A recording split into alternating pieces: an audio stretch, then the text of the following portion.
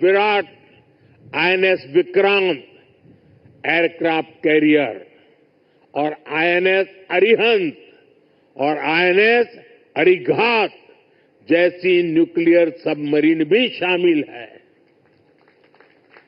Make in India उसको ऐसी गति देने के लिए मैं देश की तीनों सेनाओं को हृदय से बहुत बहुत बधाई देता हूं।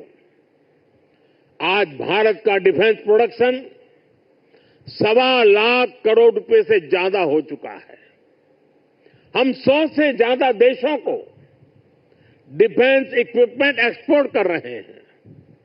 मुझे विश्वास है आपके सहयोग से आज भारत तेजी से अपने डिफेंस सेक्टर का कायाकल्प करके दिखाएगा। साथियों, मेक इन इंडिया से भारत की सेनाओं का सामर्थ्य बढ़ने के साथ ही आर्थिक प्रगति के नए द्वार भी खुल रहे हैं। जैसे एक उदाहरण शिप बिल्डिंग इकोसिस्टम का है। आप में से बहुत से लोगों को पता होगा, एक्सपर्ट भी कहते हैं शिप बिल्डिंग में जितना इन्वेस्ट किया जाए उसका 2 गुना पॉजिटिव इंपैक्ट इकोनॉमी पर पड़ता है। यानी अगर हम शिप बिल्डिंग में 1 रुपये लगाते हैं तो इकोनॉमी में 1 रुपया 82 पैसे के आसपास सर्कुलेशन होता है।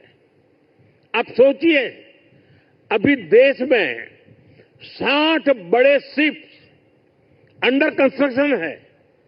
इनकी वैल्यू 1.5 लाख करोड़ रुपए के आसपास है। यानी इतना पैसा लगाने से करीब 3 लाख करोड़ रुपए का सर्कुलेशन हमारी इकोनॉमी में होगा और रोजगार के मामले में तो इसका 6 गुना मल्टीप्लायर इफेक्ट होता है। जहाजों का ज्यादातर सामान, ज्यादातर पार्ट्स देश के एमएसएमई से ही आता है। इसलिए अगर 2000 वर्कर एक जहाज बनाने के काम में लगते हैं तो दूसरी इंडस्ट्री में जो एमएसएमई सप्लायर है उस एमएसएमई सेक्टर में करीब 12,000 रोजगार बनते हैं। साथियों, आज भारत दुनिया की तीसरी बड़ी इकोनॉमी बनने की तरफ तेजी से आगे बढ़ रहा है। हमारी मैन्युफैक्चरिंग, हमारी एक्सपोर्टिंग कैपेसिटी भी लगातार बढ़ रही है। आने वाले सालों में सैकड़ों नए शिप्स की, नए कंटेनर्स की जरूरत भारत को होगी।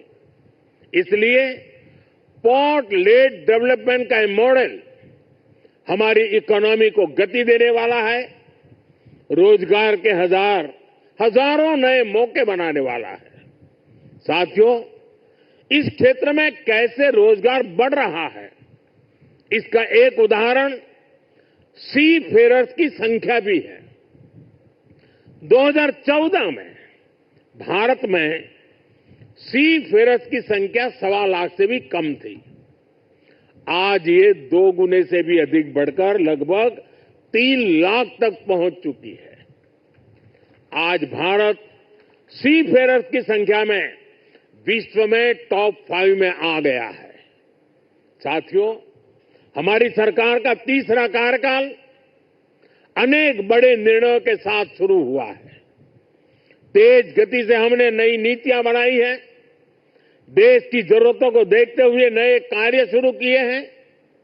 देश के हर कोने, हर सेक्टर का विकास हो, इस लक्ष्य के साथ हम चल रहे हैं। पोर्ट सेक्टर का विस्तार भी इसका ही हिस्सा है। हमारे तीसरे टर्म के पहले बड़े फैसलों में से था महाराष्ट्र के वाढवण पोर्ट को मंजूरी। 75,000 करोड़ रुपए के खर्च से इस आधुनिक पोर्ट के निर्माण का काम शुरू भी हो चुका है।